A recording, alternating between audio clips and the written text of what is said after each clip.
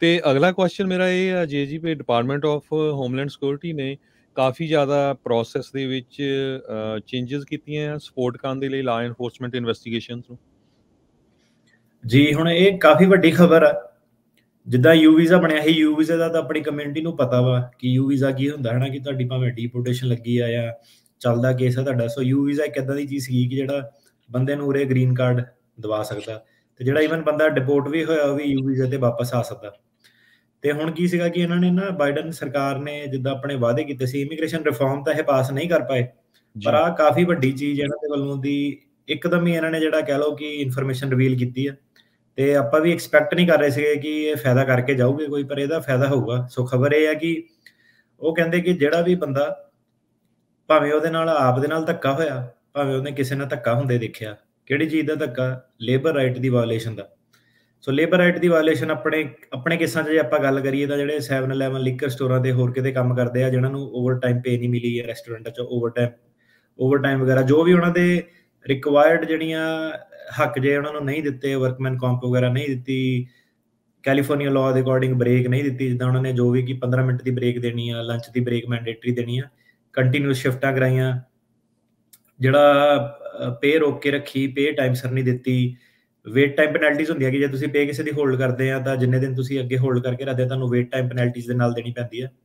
ਸੋ ਇਦਾਂ ਦੇ ਕਾਫੀ ਛੋਟੇ ਮੋਟੇ, ਜਿੱਦਾਂ ਹਰੇਕ ਸਟੇਟ ਦੇ ਆਪਣੇ ਆਪਣੇ ਲਾਜ਼ ਤੇ ਮਿਨੀਮਮ ਵੇਜ ਦੇ, ਓਵਰ ਟਾਈਮ ਦੇ ਕਿਹੜੇ ਹਿਸਾਬ ਨਾਲ ਦੇਣਾ, ਵਰਕਮੈਨ ਕੰਪ ਦੀ ਕੀ ਰਿਕੁਆਇਰਮੈਂਟ ਆ, ਜਾਂ ਤੁਹਾਡੇ ਨਾਲ ਉੱਦਾਂ ਡਿਸਕ੍ਰਿਮੀਨੇਸ਼ਨ ਕੀਤੀ ਕਿ ਜਿਹੜੇ ਦੂਜੇ ਸਿਟੀਜ਼ਨ ਨੇ ਉਹਨਾਂ ਨੂੰ ਹੋਰ ਹਿਸਾਬ ਨਾਲ ਪੇ ਦਿੱਤੀ ਹੈ, ਤੁਹਾਨੂੰ ਹੋਰ ਹਿਸਾਬ ਨਾਲ ਪੇ ਦਿੱਤੀ ਆ। ਤੇ ਉਹ ਜਿਹੜੇ ਕੋਈ ਵੀ ਜੇ ਇਦਾਂ ਦੇ ਲਾਅ ਦੀ ਜੇ ਵਾਇਓਲੇਸ਼ਨ ਹੁੰਦੀ ਆ, ਜੇ ਤੁਹਾਡੇ ਆਪ ਦੇ ਨਾਲ ਤੁਹਾਡੇ ਨਾਲ ਧੱਕਾ ਹੋਇਆ ਜਾਂ ਤੁਸੀਂ ਕਿਸੇ ਨਾਲ ਧੱਕਾ ਹੁੰਦੇ ਦੇਖਿਆ, ਤਾਂ ਤੁਸੀਂ ਉਹਦੀ ਪਹਿਲਾਂ ਹੋਏ ਇਹ ਕਹਿੰਦੇ ਆ ਕਿ ਜਿਹੜੀ ਇਹਦੀ ਕੰਪਲੇਂਟ ਹੈਗੀ ਆ EMPLOYER ਦੇ ਖਿਲਾਫ, ਉਹਨੂੰ ਉਹਨਾਂ ਨੇ ਕਾਫੀ ਸਟ੍ਰੀਮਲਾਈਨ ਕੀਤਾ। DHS.gov ਤੇ ਜਾ ਕੇ ਤੁਸੀਂ ਸਿੱਧੇ ਜਾ ਕੇ ਕੰਪਲੇਂਟ ਕਰ ਸਕਦੇ ਆ ਜੀ। ਸੋ ਇਹ ਤਾਂ ਹੁਣ ਗੱਲਾਂ ਆਪਾਂ ਕਦੋਂ ਤੋਂ ਸੁਣਦੇ ਆ ਰਹੇ ਹਾਂ ਕਿ ਕਰ ਸਕਦੇ ਆ, ਕੰਪਲੇਂਟ ਹੁੰਦੀ ਆ, ਪਰ ਇਦਾਂ ਕਿ ਲੋਕਾਂ ਦੇ ਪੱਲੇ ਨਹੀਂ ਪੈਂਦੀ ਸੀ ਗੱਲ ਕਿ ਕੰਪਲੇਂਟ ਐਕਚੁਅਲੀ ਕਰਨੀ ਕਿੱਦਾਂ, ਰਾਈਟ ਜੀ। ਸੋ ਕੰਪਲੇਂਟ ਕਿੱਦਾਂ ਕਰਨੀ ਹੈ? ਕੰਪਲੇਂਟ ਕਰਨੀ ਹੈ DHS.gov ਦੀ ਵੈਬਸਾਈਟ ਤੇ ਜਾਣਾ, DHS department of homeland security, DHS.gov। ਉੱਥੇ ਤੁਹਾਨੂੰ ਇਹਦਾ ਨਾਲ ਲਿੰਕ ਮਿਲ ਜਾਣਾ ਕਿ ਕੰਪਲੇਂਟ ਜਿਹੜੀ ਉਹ ਕਿੱਦਾਂ ਹੋਣੀ ਹੈ। ਸੋ ਇਹਨਾਂ ਨੇ ਕੀ ਕਿਹਾ ਕਿ ਇਹਨਾਂ ਨੇ ਆਪਣੀ ਜਿੱਦਾਂ ਸਟੱਡੀ ਕੀਤੀਆਂ, ਇਹਨਾਂ ਨੇ ਆਪਣਾ ਜਿਹੜਾ ਨਤੀਜਾ ਇਹ ਕੱਢਿਆ ਕਿ ਜਿਹੜੇ ਵਰਕਰ ਆ ਉਹਨਾਂ ਨੂੰ ਹਮੇਸ਼ਾ ਡਰ ਲੱਗਦਾ ਰਹਿੰਦਾ ਕਿ ਉਹ ਆਪ ਕੱਚੇ ਕੰਮ ਕਰਦੇ ਆ, ਤਾਂ ਕਰਕੇ ਸ਼ਾਇਦ ਉਹਨਾਂ ਦੇ ਹੱਕ ਨਹੀਂ ਆ। ਤੇ ਕਈ ਵਾਰੀ ਸਾਡੇ ਕੋਲ ਕੀ ਹੁੰਦਾ ਕਿ ਜਿਹੜਾ ਮਾਲਕ ਆ ਉਹੀ ਰੋਹ ਪਾ ਦਿੰਦਾ ਬੰਦੇ ਦੇ ਕਿ ਤੂੰ ਤਾਂ ਕੱਚਾ, ਤੈਨੂੰ ਮੈਂ ਡਿਪੋਰਟ ਕਰਾ ਦੇਣਾ ਜੀ। ਬਿਲਕੁਲ, ਬਹੁਤ ਵਾਰੀ ਇਨਸੀਡੈਂਟਸ ਇਦਾਂ ਦੀਆਂ ਹੁੰਦੀਆਂ ਪਈ, ਡਰਾਉਂਦੇ ਆ ਪਈ ਜੀ ਤੈਨੂੰ ਜੇ ਅਸੀਂ ਰਿਪੋਰਟ ਕਰ ਦਾਂਗੇ। ਇਦਾਂ ਦੇ ਪਿੱਛੇ ਕੇਸ ਹੋਏ ਵੀ ਸੀ ਗਿਲਰਾਏ ਦੇ ਵਿੱਚ, ਇੱਕ ਸਟੋਰ ਦੇ ਉੱਤੇ ਜਿਹੜਾ ਆ ਫੜੇ ਗਏ ਵੀ ਸਾਨੂੰ ਧੱਕੇ ਨਾਲ ਕੰਮ ਕਰਾ ਰਹੇ ਸੀ, ਜਾਣ ਨਹੀਂ ਦੇ ਰਹੇ ਸੀ। ਹਾਂ, ਇਦਾਂ ਦੀ ਇਨਸੀਡੈਂਟਸ ਹੋ ਜਾਂਦੀਆਂ ਜੀ। ਉਹ ਕਹਿੰਦੇ ਕਿ ਉਹਨਾਂ ਦੀ ਜਿਹੜੀ ਸਟੱਡੀ ਸੀ ਕਾਫੀ, ਉਹ ਇਹ ਨਤੀਜਾ ਨਿਕਲਿਆ ਸੀਗਾ ਉਹਨਾਂ ਦਾ ਕਿ ਜਿਹੜੇ ਵਰਕਰ ਆ ਉਹਨਾਂ ਨੂੰ ਡਰ ਲੱਗਦਾ ਕਿ ਆਪਾਂ ਸ਼ਾਇਦ ਵਾਇਓਲੇਸ਼ਨ ਹੈਗੀ ਲਾਅ ਦੀ, ਤੇ ਉਹਨਾਂ ਨੂੰ ਪਤਾ ਵੀ ਨਹੀਂ ਆ, ਤੇ ਉਹ ਨਵੇਂ ਆਏ ਹੁੰਦੇ ਆ ਕਿ ਉਹਨਾਂ ਨੂੰ ਲੱਗਦਾ ਕਿ ਸਾਡੇ ਨਾਲ ਕਿਤੇ ਜ਼ਿਆਦਾ ਧੱਕਾ ਨਾ ਕਰ ਦੇਵੇ ਸਰਕਾਰ, ਤੇ ਉਹ ਰਿਪੋਰਟ ਨਹੀਂ ਕਰਦੇ। ਤੇ ਕਈ ਲੋਕੀ ਇਦਾਂ, ਜਿੱਦਾਂ ਮੰਨ ਲਓ ਉਹਨਾਂ ਦੇ ਕੇਸ ਫੇਲ ਹੋ ਗਏ ਹਨਾ, ਉਹਨਾਂ ਦੇ ਮੰਨ ਲਓ ਕੋਈ ਹੁਣ ਬੰਦਾ ਟਰੱਕ ਵੀ ਚਲਾਉਂਦਾ ਸੀ, ਉਹਦਾ ਕੇਸ ਫੇਲ ਹੋ ਗਿਆ, ਉਹਨੂੰ ਹੁਣ ਵਰਕ ਪਰਮਿਟ ਦੇ ਲਾਇਸੈਂਸ ਨਹੀਂ ਰਿਨਿਊ ਹੋਇਆ, ਉਹਨੂੰ ਫੇਰ ਦੁਬਾਰਾ ਜਿੱਦਾਂ ਕਹਿ ਲਓ ਸਟੋਰ ਤੇ ਜਾਣਾ ਪਿਆ। ਤੇ ਕਈ ਇਦਾਂ ਦੇ ਵੀ ਕੇਸ ਆ ਕਿ ਉਹਨਾਂ ਨੇ ਕਿਹਾ ਕਿ ਹੁਣ ਤਾਂ ਤੈਨੂੰ ਉੱਕੇ ਮੁੱਕੇ ਪੈਸੇ ਦੇਣੇ ਆ, ਤੈਨੂੰ ਪੂਰੇ ਜਿੱਦਾਂ ਵੇਜ ਵੂਜ ਦੇ ਹਿਸਾਬ ਨਾਲ ਨਹੀਂ। ਤੇ ਕਾਫੀ ਜਿੱਦਾਂ ਸਾਨੂੰ ਵੀ ਦੱਸਦੇ ਕਿ ਬਈ ਬੁਰੇ ਹਾਲ ਆ, ਕੇਸ ਜਦੋਂ ਦਾ ਪਾਸ ਹੋਇਆ ਲਾਈਫ ਚੇਂਜ ਹੋ ਜਾਂਦੀ ਕਈਆਂ ਦੀ ਜੀ। ਤੇ ਉਹ ਕਹਿੰਦੇ ਕਿ ਹੁਣ ਲੋਕਾਂ ਨੂੰ ਇਹ ਡਰ ਲੱਗਾ ਰਹਿੰਦਾ ਕਿ ਯਾਰ ਜੇ ਮੈਂ ਪੰਗਾ ਲਿਆ ਤਾਂ ਇਹਨੇ ਕਿਤੇ ਮੈਨੂੰ ਇਮੀਗ੍ਰੇਸ਼ਨ ਨੂੰ ਨਾ ਦੱਸ ਦੇਵੇ, ਮੈਨੂੰ ਰਿਮੂਵ ਨਾ ਕਰ ਦੇਵੇ। ਤੇ ਜਿਹੜਾ ਵਰਕਰ ਹੁੰਦਾ ਉਹਦੇ ਕੋਲ ਇੰਨੀ ਬਾਰਗੇਨਿੰਗ ਪਾਵਰ ਨਹੀਂ ਹੁੰਦੀ, ਉਹ ਡਰ ਕੇ ਰਹਿੰਦਾ ਥੋੜਾ ਜਿਹਾ। ਤੇ ਉਹ ਕਹਿੰਦੇ ਕਿ ਜਿਹੜੀਆਂ ਏਜੰਸੀਆਂ ਹੈਗੀਆਂ ਹੁਣ ਜਿਹਨਾਂ ਦਾ ਜ਼ਿੰਮੇਵਾਰੀ ਇਹ ਬਣਦੀ ਆ ਕਿ ਆਪਾਂ ਦੇਖਣਾ ਕਿ ਕਿਤੇ ਵਾਇਓਲੇਸ਼ਨ ਹੋਈ ਕਿ ਨਹੀਂ ਹੋਈ, ਉਹ ਕਹਿੰਦੇ ਕਿ ਬਿਨਾਂ ਵਰਕਰ ਦੀ ਕੋਆਪਰੇਸ਼ਨ ਤੋਂ ਇਲਾਵਾ ਆਪਾਂ ਜਿਹੜੀ ਇਨਵੈਸਟੀਗੇਸ਼ਨ ਕਰ ਨਹੀਂ ਸਕਦੇ। ਤੇ ਹੁਣ ਜੇ ਵਰਕਰ ਹੀ ਹੈਗਾ ਉਹ ਅੱਗੇ ਆ ਕੇ ਵੱਧ ਚੜ ਕੇ ਨਹੀਂ ਦੱਸੂਗਾ ਕਿ ਕੀ ਹੋਇਆ, ਇਹਦੇ ਨਾਲ ਕੀ ਹੈਗਾ ਕਿ ਜਿਹੜੇ EMPLOYER ਆ, ਜਿਹੜੇ ਬੇਈਮਾਨ EMPLOYER ਉਹਨਾਂ ਨੂੰ ਕਾਫੀ ਫਾਇਦਾ ਵਾ, ਉਹ ਅਨਫੇਅਰ ਲੇਬਰ ਮਾਰਕੀਟ ਕੰਡੀਸ਼ਨ ਨਾਲ ਫੈਲਾਉਂਦੇ ਆ। ਉਹਦੇ ਨਾਲ ਕੀ ਹੁੰਦਾ ਕਿ ਕਾਫੀ ਜ਼ਿਆਦਾ ਜਿਹੜੇ ਹਾਲਾਤ ਆ ਉਹ ਇਨਹਿਊਮਨ ਐਕਟ ਕਮਿਟ ਹੁੰਦੇ ਕਿ ਤਨਖਾਹ ਨਹੀਂ ਦਿੱਤੀ ਗਈ ਜਾਂ ਹੋਰ ਜਿਹੜਾ ਵਰਕਿੰਗ ਸੇਫ ਕੰਡੀਸ਼ਨ ਨਹੀਂ ਹੈਗੀਆਂ। ਤੇ ਇਹਦੇ ਨਾਲ ਕੀ ਆ ਕਿ ਉਹ ਜਿਹੜੇ ਵਰਕਰ ਵੀ ਸਾਰੇ, ਕਿਉਂਕਿ ਹੁਣ ਡਰ ਕੇ ਸਾਰੇ ਬਾਕੀ ਵੀ ਰਹਿੰਦੇ ਆ, ਉਹ ਕਹਿੰਦੇ ਕਿ ਓਵਰਆਲ ਫਿਰ ਜਿੰਨੀ ਵੀ ਵਰਕ ਫੋਰਸ ਆ ਸਾਰੀ ਉਹ ਵਾਲੇ ਖਿੱਤਿਆਂ ਦੇ ਵਿੱਚ ਉਹ ਡਰ ਕੇ ਰਹਿੰਦੀ ਤੇ ਆਪਸ 'ਚ ਆਰਗੇਨਾਈਜ਼ ਨਹੀਂ ਕਰ ਸਕਦੀ, ਕੋਲੈਬੋਰੇਟ ਨਹੀਂ ਕਰ ਸਕਦੀ, ਤੇ ਉਹਨਾਂ ਦੀ ਬਾਰਗੇਨਿੰਗ ਪੋਜੀਸ਼ਨ ਜਿਹੜੀ ਉਹ ਘਟ ਜਾਂਦੀ ਹੈ ਜੀ। ਤੇ ਹੁਣ ਕੀ ਕਰ ਰਹੇ ਆ ਕਿ ਉਹ ਕਹਿੰਦੇ ਕਿ ਆਪਾਂ ਇੱਕ ਸਿੰਗਲ ਇਨਟੇਕ ਪੁਆਇੰਟ ਰੱਖ ਦੇਣਾ, ਮਤਲਬ ਕਿ ਹੁਣ ਇੱਕ ਵਰਕਰ ਨੇ ਜੇ ਕੰਪਲੇਂਟ ਕੀਤੀ, ਸੋ ਇਹ ਨਹੀਂ ਕਿ ਵਰਕਰ ਕਹੂਗਾ ਯਾਰ ਮੈਂ ਕਿੱਕੋ ਜਾਵਾਂ, ਮੈਂ ਲੇਬਰ ਕੋਰਟ ਕੋ ਜਾਵਾਂ, ਮੇਰੇ ਕੋ ਜਾਵਾਂ। ਉਹਨਾਂ ਨੇ ਇੱਕ ਉਹਨੂੰ ਬੰਦਾ ਜਿਹੜਾ ਕੇਸ ਮੈਨੇਜਰ ਅਸਾਈਨ ਕਰ ਦੇਣਾ, ਤੇ ਉਹ ਜਿਹੜਾ ਕੇਸ ਮੈਨੇਜਰ ਆ ਉਹ ਸਾਰੀ ਜਿਹੜੀ ਕਾਰਵਾਈ ਹੈਗੀ ਆ ਕਿ ਧੱਕਾ ਹੋਇਆ ਕਿ ਨਹੀਂ ਹੋਇਆ, ਤਨਖਾਹਾਂ ਦਿੱਤੀਆਂ ਕਿ ਨਹੀਂ ਦਿੱਤੀਆਂ, ਉਹ ਸਾਰਾ ਜਿਹੜਾ ਇੱਕ ਹੈਗਾ ਇੱਕ ਸਿੰਗਲ ਇਨਟੇਕ ਪੁਆਇੰਟ ਜਿਹੜਾ ਹੈਗਾ ਇੱਕ ਬੰਦਾ ਜਿਹੜਾ ਉਹ ਕੋਆਰਡੀਨੇਟ ਕਰੂਗਾ।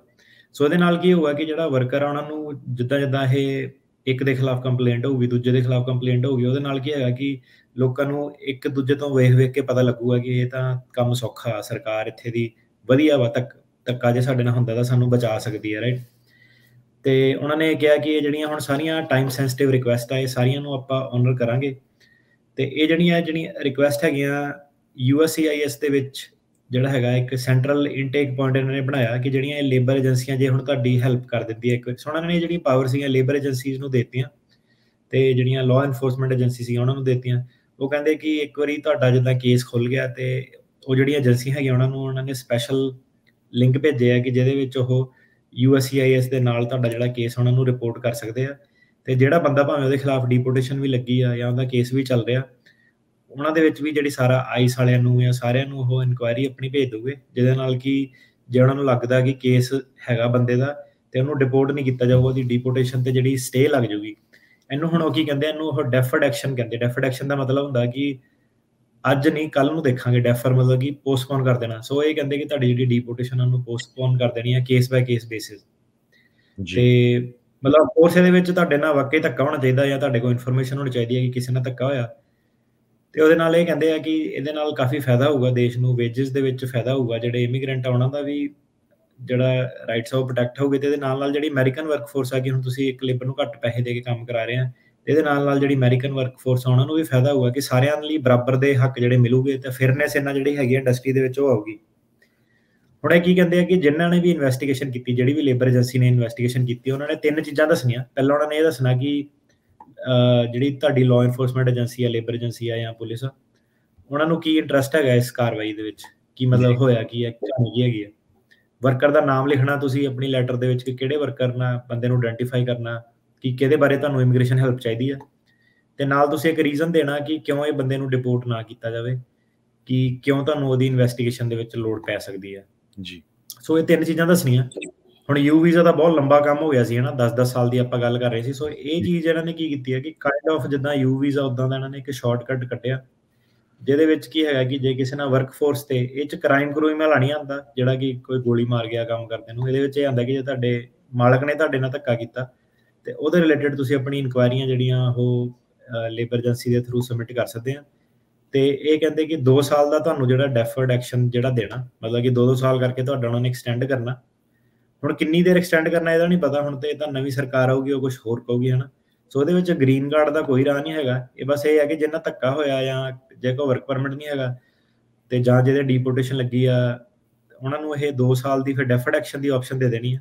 ਤੇ ਇਹ 2 ਸਾਲਾਂ ਦੇ ਵਿੱਚ ਉਹ ਜਿਹੜਾ ਬੰਦਾ ਵਾ ਉਹ ਵਰਕ ਪਰਮਿਟ ਆਪਣਾ ਅਪਲਾਈ ਕਰ ਸਕਦਾ, ਜੇ ਉਹ ਇਹ ਦੱਸੇ ਕਿ ਉਹਨੂੰ ਇਕਨੋਮਿਕਲ ਪ੍ਰੋਬਲਮ ਆ, ਕੋਈ ਹੋਰ ਕੋਈ ਸਾਧਨ ਨਹੀਂ ਹੈਗਾ ਇਨਕਮ ਦਾ। ਸੋ ਇਹ ਕਾਈਂਡ ਆਫ ਜਿਹੜੇ ਲੋਕੀ ਤੰਗ ਹੋ ਜਾਂਦੇ ਸੀਗੇ ਵਰਕ ਪਰਮਿਟ ਕਰਕੇ, ਫਸ ਜਾਂਦੇ ਸੀਗੇ, ਤੇ ਉਹਨਾਂ ਨਾਲ ਜੇ ਧੱਕਾ ਹੁੰਦਾ ਤੇ ਉਹਨਾਂ ਲਈ ਇੱਕ ਕਹਿ ਲਓ ਆਜ਼ਾਦੀ ਦਾ ਰਸਤਾ ਹੈਗਾ ਜੀ। ਸੋ ਬਿਲਕੁਲ ਜਿੰਨੇ ਵੀ ਸਾਡੇ ਸਰੋਤੇ ਸੁਣ ਰਹੇ, ਚਾਹੇ ਇੰਪਲਾਇਰ ਆ, ਆਪਣੇ ਬਹੁਤ ਸਾਰੇ ਬੰਦੇ ਲੋਕਾਂ ਨੂੰ ਹਾਇਰ ਵੀ ਕਰਦੇ ਆ ਜਾਂ ਇੰਪਲਾਈ ਵੀ ਆ, ਵੀ ਭਾਈ ਜਿਹੜੇ ਇੰਪਲਾਇਰ ਆ ਉਹ ਵੀ ਹੁਣ ਧਿਆਨ ਰੱਖੋ। ਕਈ ਵਾਰੀ ਤੁਸੀਂ ਸੋਚ ਲੈਂਦੇ ਵੀ ਚੱਲ ਕਿਸੇ ਦਾ ਜਿਹੜਾ ਆ ਭਲਾ ਹੀ ਕਰ ਦਾਂਗੇ ਤੇ ਮੁੜ ਕੇ ਫਿਰ ਉਹ ਤੁਹਾਡੇ ਕੇਸ ਹੋ ਜਾਏ, ਤੇ ਇਸੇ ਤਰ੍ਹਾਂ ਇੰਪਲਾਈ ਗਲਤ ਯੂਜ਼ ਕਰ ਲੈ। ਤੇ ਦੂਸਰਾ ਜਿਹੜਾ ਆ ਜਿਹੜਾ ਇੰਪਲਾਈ ਵੀ ਆ ਵੀ ਉਹ ਵੀ ਜਿਹੜਾ ਹੁਣ ਧਿਆਨ ਨਾਲ ਰੱਖੇ ਵੀ ਮੈਂ ਜੀ ਕੈਸ਼ ਤੇ ਕੰਮ ਕਰਨਾ, ਮੁੜ ਕੇ ਫਿਰ ਆਹ ਹੋ ਗਿਆ ਜੀ ਜਾਂ। ਸੋ ਇਹ ਸਾਰੀਆਂ ਗੱਲਾਂ ਦਾ ਬਹੁਤ ਧਿਆਨ ਰੱਖਣ ਜੋ ਗੱਲ ਆ। ਸੋ ਇਹ ਇੱਕ ਵੱਡਾ ਬਿਲਕੁਲ ਅਮਰੀਕਨ ਵਰਕਫੋਰਸ ਲਈ ਤਾਂ ਵਧੀਆ ਚੀਜ਼ ਹੈਗੀ ਆ ਵੀ ਤੁਸੀਂ ਘੱਟ ਪੈਸੇ ਤੇ ਨਹੀਂ ਕਿਸੇ ਨੂੰ ਰੱਖ ਸਕਦੇ।